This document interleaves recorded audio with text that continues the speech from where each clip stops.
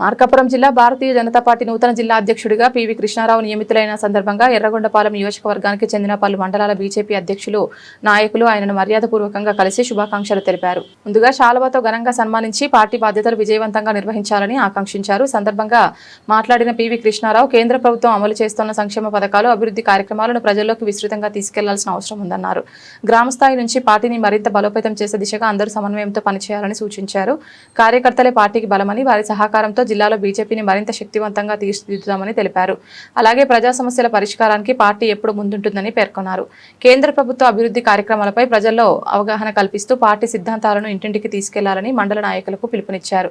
దీనికి స్పందించిన మండలాధ్యక్షులు పార్టీ అభివృద్ధి కోసం తమ వంతు కృషి చేస్తామని హామీ ఇచ్చారు. కార్యకర్తలను సమీకరించి గ్రామస్థాయిలో పార్టీ కార్యక్రమాలను మరింత చురుగ్గా నిర్వహిస్తామని తెలిపారు. ఈ కార్యక్రమంలో ఎర్రగొండపాలెం నియోజకవర్గానికి చెందిన పలువురు బీజేపీ నాయకులు, కార్యకర్తలు పాల్గొన్నారు.